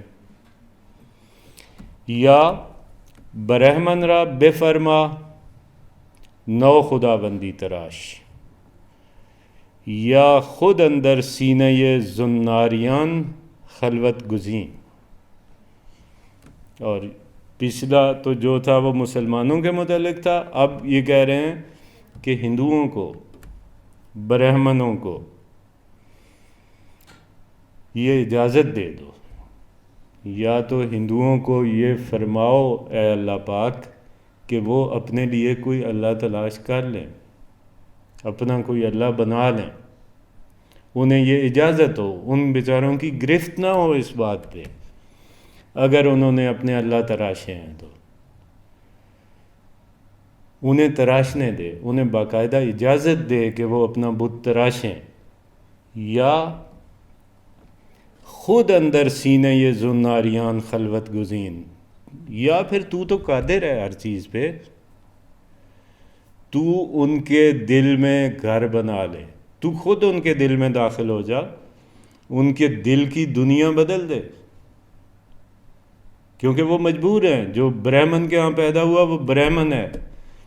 ہمیں اللہ کا شکر ادا کرنا چاہیے کہ ہم مسلمانوں کے گھر میں پیدا ہوئے ہیں. سکھوں کے گھر میں ہوتے تو سکھ ہوتے، ہندوؤں کے گھر میں پیدا ہوتے تو ہندو ہوتے، عیسائیوں کے گھر میں ہوتے تو عیسائی ہوتے. یہ تو کوئی خصوصی کرم ہم پہ ہو گیا، ہمیں پیدا ہی مسلمانوں. کتنے لوگ میں نے اپنی زندگی میں ایک معروف آدمی دیکھا ہے پاکستانیوں میں سے جو اپنا جس گھر میں پیدا ہوا تھا اس کو چھوڑ کے وہ مسلمان ہو گیا. ہم میں سے بھی شاید کوئی ایک آدھ ہو جاتا. محمد یوسف کرکٹر. تو انہیں اجازت ہونی چاہیے. اگر تم ان کے دل میں گھر نہیں بنا رہے، اگر تم ان کے مسائل حل نہیں کر رہے، اگر تم ان پہ اپنا یہ کرم نہیں کر رہے، تو پھر انہیں اجازت ہونی چاہیے کہ وہ اپنے اپنے خدا تلاش کریں، یا چنان کن یا چنین. یا دیگر آدم کے از ابلیس باشد کم ترک، یا دیگر ابلیس بہر امتحان عقل و دین. کیا اچھا طنز کیا ہے شیطان کی بے بسی اور انسان کی چالاکی پر. یہ بھی انسان کی عظمت ہے. ویسے اقبال کہہ رہے ہیں یا دیگر آدم کے از ابلیس باشد کم ترک، یا تو کوئی ایسا نیا آدم پیدا کر جو ابلیس سے کم درجے کا ہو، یا تو ایسے انسان پیدا کرو جو ابلیس سے گھٹ ہوں.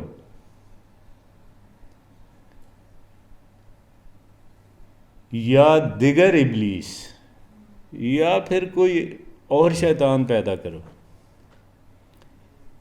ان لوگوں کی عقل اور دین کا امتحان لینے کے لیے.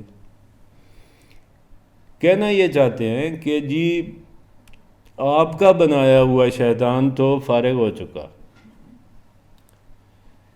ہم خود کافی ہیں، بلکہ شیطان کے وہم و گمان میں بھی وہ آئیڈیاز نہیں آ سکتے. وہ خود حیران ہوتا ہوگا کہ کمال ہے یار. پہلے بات تو خود کریں، ہاں جی. تو کوئی ایسا انسان، اس کا مطلب یہ ہے کہ انسان شیطانی میں شیطان سے بڑھ کر ہے. یا اللہ، تو نے پیدا کیا ہے اس کو، انسان کو آزمائش میں ڈالنے کے لیے، تو یہاں انسان نے شیطان کو آزمائش میں ڈال دیا ہے. وہ کیا منہ دکھائے گا تمہیں؟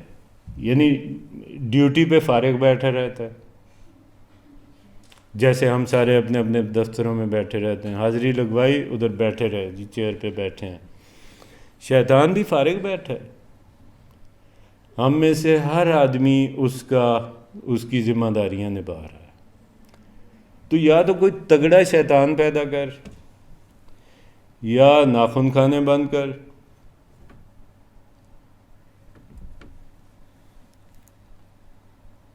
یہ ناخن کھانے والا جملہ اس میں شامل نہیں تھا، ٹھیک ہے.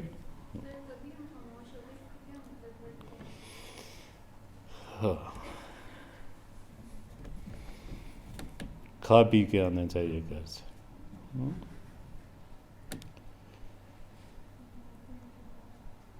یعنی یہ شیطان چھوٹا ہے انسان کی آزمائش کے لیے.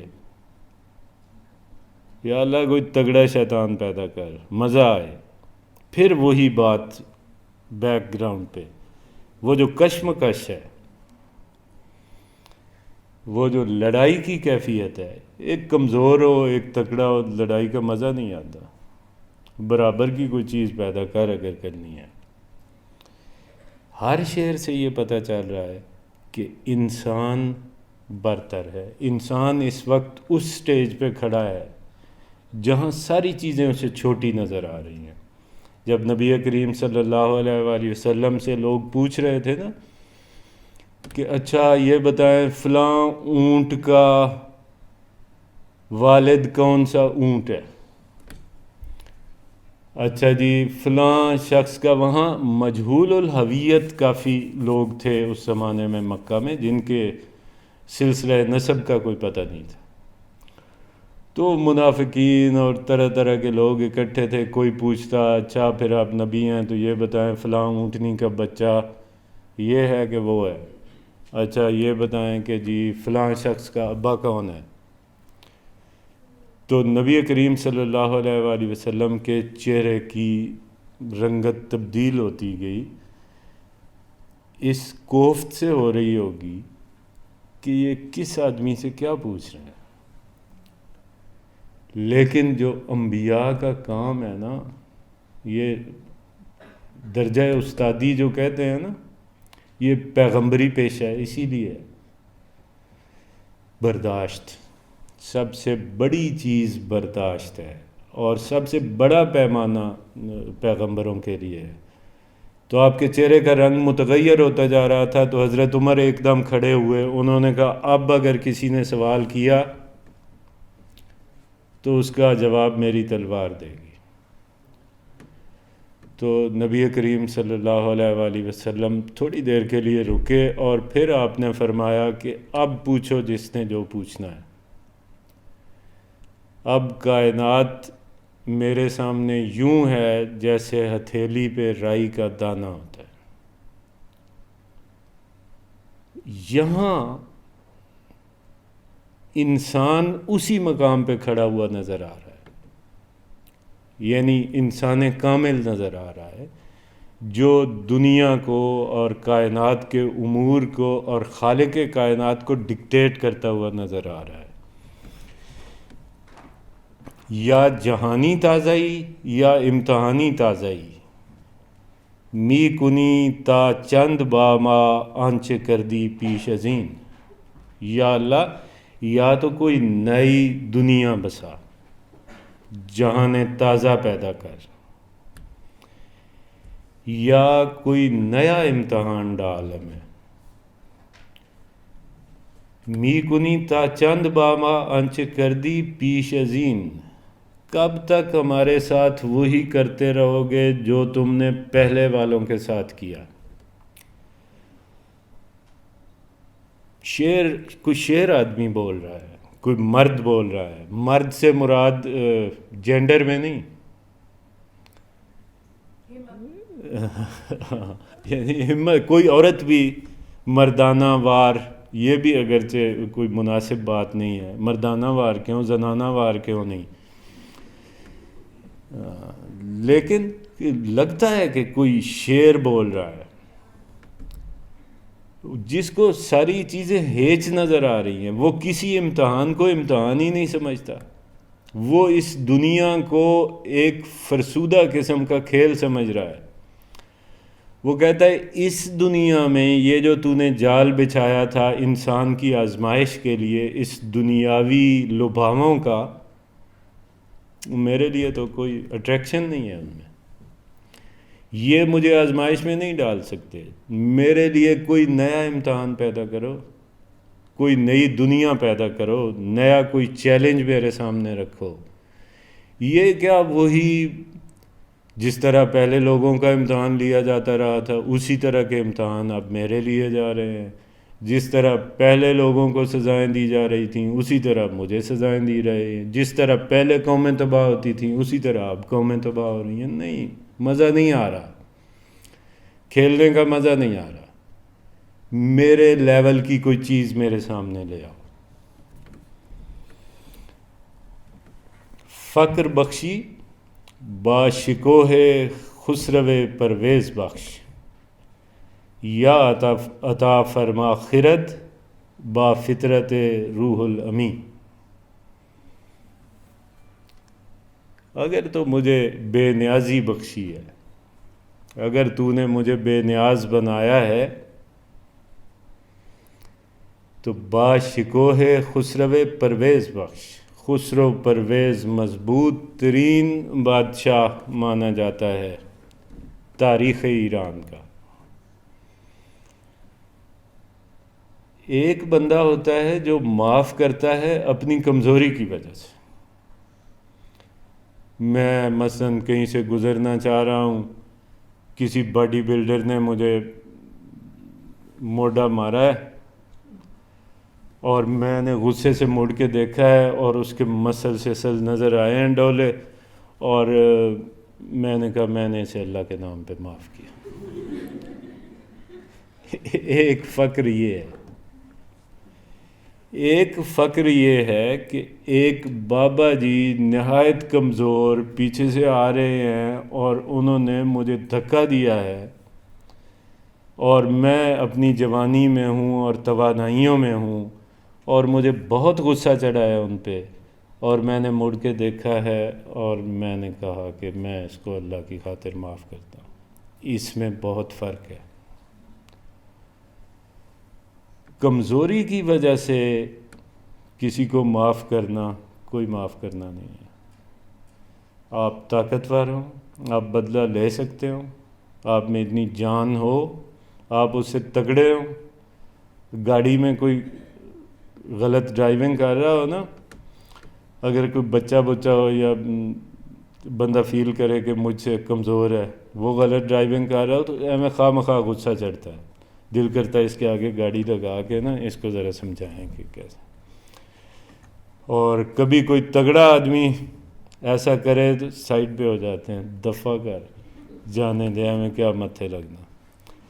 تو یا تو مجھے اگر تم نے فقیری عطا کی ہے، مجھے بے نیازی عطا کی ہے، تو پھر میری بے نیازی میں اتنا رعب، اتنا دبدبہ، اتنی شان و شوکت بھی ڈال کہ فقیر کے دیکھنے سے دنیا ہل جائے۔ یعنی حضرت عمر زمین پہ کوڑا مار کے کہیں زلزلے کے دوران کہ ہلتی کیوں ہے؟ کیا عمر تمہارے اوپر انصاف نہیں کر رہا؟ اور زمین رک جائے۔ تو یہ فقر ہے، وہ فقر آپ لیٹے ہوئے ہیں بکریاں چراتے ہوئے یا اونٹ چراتے ہوئے کسی درخت کے نیچے، اور کوئی جان لینے کے درپے ہوا ہے، پوچھتا پچھاتا لوگوں سے، کہا جی تمہارا خلیفہ کدھر ہے؟ کہا ادھر باہر کہیں بکریاں چرانے گیا ہوا ہے۔ وہ وہاں پہنچتا ہے، دیکھتا ہے کہ آپ سوئے ہوئے ہیں، اور جس ریت پہ سوئے ہیں پسینے کی وجہ سے ریت گیلی ہو چکی ہے، اور خلیفہ وقت مست سوئے ہوئے ہیں۔ اس پہ اتنی ہیبت طاری ہوتی ہے کہ یار یہ خلیفہ ہے، یا تو وہ ہیبت عطا کر، یا وہ رعب و دبدبہ عطا کر، لوگوں کو پتہ چلے کہ اس کے فقر کے پیچھے اس کا خالق موجود ہے، پھر تو ٹھیک ہے، ورنہ یہ فقر جو ہے یہ کمزوری کی علامت ہے۔ یا پھر اگر مجھے عقلی بنیادوں پہ ہی جینا سکھانا ہے، مجھے دیکھ بھال کے ہی چلنا ہے، مجھے مصلحتوں کا ہی جائزہ لینا ہے، تو پھر یا عطا فرما خرد با فطرت روح الامی، پھر حضرت جبرائیل علیہ السلام کی فطرت جیسی ذہانت، یعنی ان کی نیچر پہ مجھے پیدا کر۔ یہ چھوٹے موٹے کردار نہیں، اگر کوئی میں نے پیغام دینا ہے، میسنجر ہے نا، تو روح الامین پیغام لے کے آتے تھے، کسی وجہ سے اللہ نے منتخب کیا ہوگا ان کو، حکمت کی وجہ سے، دانائی کی وجہ سے۔ تو میں جو میسنجر ہوں، میں جو پیغام دینا چاہتا ہوں اس قوم کو، تو یا تو مجھ میں حضرت عمر والا رعب و دبدبہ پیدا کر۔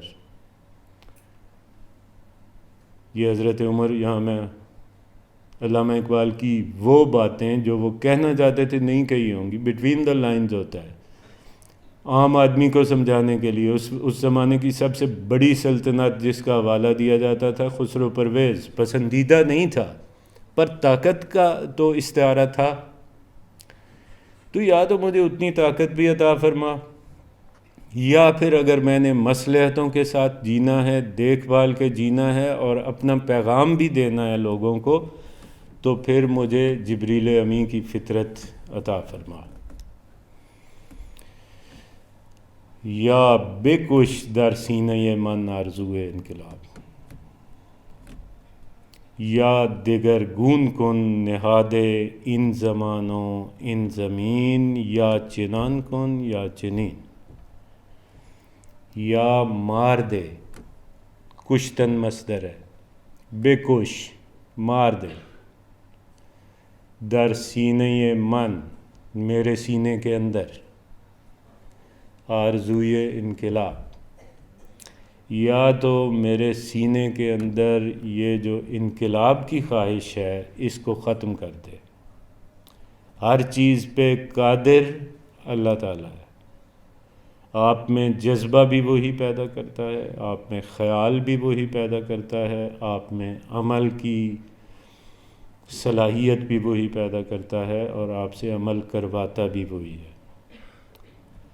تو یا تو یہ جو میرے اندر آگ لگی ہوئی ہے اس کو بجھا دے، اس کو ختم کر۔ میرے سینے میں جو تبدیلی کا خواب ہے، انقلاب ہوتا ہے تبدیل کر دینا، منقلب، تقلب،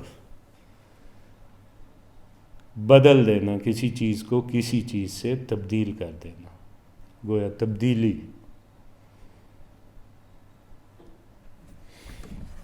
آئے گی۔ یا دیگر گون کن نہاد ان زمانوں ان زمین، اس وقت کو اور اس سرزمین کو، اس کی بنیادیں ہلا کے رکھ دے، ان کو تبدیل کر۔ اس کا مطلب یہ ہے کہ 1927 میں چھپنے والی اس کتاب میں کوئی فائنل سٹیٹمنٹ ویسے شاعر کے سلسلے میں ہوتی نہیں ہے، لیکن اقبال اس کا اظہار کئی دفعہ کر چکے ہیں۔ مایوس نہیں ہوتے، پر کوئی بہت زیادہ پر امید بھی نہیں ہوتے۔ اقبال نے کوشش کر کے امید پیدا کرنے کی کوشش کی، ذرا نم ہو تو یہ مٹی بڑی زرخیز ہے ساقی، اس کا کیا مطلب ہے؟ اس کا مطلب یہ ہے کہ اس میں ذرا نم بھی نہیں ہے، اس میں اتنی ساری نمی بھی نہیں ہے جو یہاں سے پودوں کو پھوٹنے کے لیے درکار ہے۔ ہماری مرضی، ہم اس کو بہت امید پسندی کا شعر قرار دے دیں، ذرا نم ہو تو یہ مٹی بہت زرخیز ہے ساقی، سیدھا سا مطلب ہے کہ اے ساقی اس میں وہ ذرا سا نم بھی نہیں ہے. تو یہی کیفیت یہاں ہے. زمان یہ وقت جو اس قوم پہ گزر رہا ہے، اور یہ زمین جو اس سرزمین کے ظاہری حالات و واقعات ہیں، جو اس کے وسائل ہیں، جو اس کے مسائل ہیں، ان سب کو تبدیل کر، ان کی بنیاد کو بدل. اگر یہ نہیں بدلیں گے تو پھر مہربانی فرما مجھے اس آگ سے نکال. میرے اندر یہ جو آگ تم نے لگائی ہوئی ہے انقلاب کی خواہش کی، اس کو ختم کر دے، کیونکہ اس صورت میں انقلاب نہیں آ سکتا اگر اس زمین کے حالات، مسائل اور وسائل یہی رہیں گے، اور اگر ان پہ وقت ایسا ہی چلتا رہے گا، یعنی برا وقت چلتا رہے گا، تو پھر یہ انقلاب آ نہیں سکتا. سو مجھے اس فضول قسم کے کام سے نکال یا ان کو تبدیل کر، یا چنان کن یا چنین. ٹائم ہو گیا ہے تو بتا دیں. ہو گیا نا؟ مجھے بے چینی سے اندازہ ہوا. بہت بہت شکریہ. اللہ تعالیٰ آپ کو سکھی رکھے.